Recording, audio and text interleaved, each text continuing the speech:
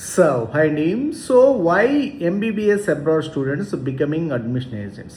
ఎందుకు what is the reasons అన్నప్పుడు so mainly వస్తారు సార్ వాళ్ళకి ఫస్ట్ ఆఫ్ ఆల్ వాళ్ళకి ప్రాపర్ గైడెన్స్ ఉంటుందండి. ఏ కంట్రీ సెలెక్ట్ చేసుకోవాలి, ఏ యూనివర్సిటీ సెలెక్ట్ చేసుకోవాలి, అసలు రూట్ మ్యాప్ ఏంటి, ఎంబీబీఎస్ అబ్రాడ్ అంటే ఏంటి, ఏ కంట్రీ బెస్ట్, ఏ university best, NMC rules regulations ఇలా ఏమీ తెలియదు. సో ఫ్రెండ్స్ వెళ్తున్నారు, మనం వెళ్దాం, ఆ వీడియోస్ బాగున్నాయి, అవి బాగున్నాయి, ఈ బాగున్నాయి, లేదా బడ్జెట్ తక్కువ ఉంది, లేదంటే డిఫరెంట్ యావిగేషన్స్ తోటి ఎంబీబీఎస్ అబ్రాడ్ వెళ్తారు. వెళ్ళిన తర్వాత అక్కడ వచ్చేసరికి ఏంటంటే ప్రాపర్ మీరు అనుకున్న దానికి అక్కడికి మ్యాచ్ అవ్వదు.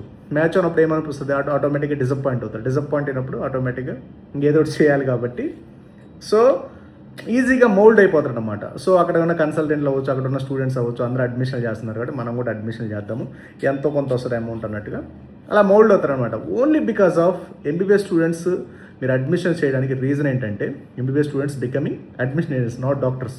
ఎందుకు అడ్మిషన్ ఏజెంట్స్ అవుతున్నారంటే రీజన్ అదే, ప్రాపర్ గైడెన్స్ ఉండదు, ప్రాపర్ ప్లానింగ్ ఉండదు, ప్రాపర్ లైఫ్ మీద క్లారిటీ ఉండదు.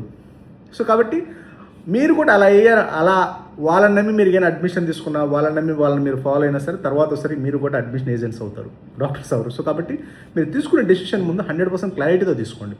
అప్పుడే మనం లైఫ్లో సక్సెస్ అవ్వడానికి 100% క్లారిటీ ఉంటుంది. Okay, thank you very much.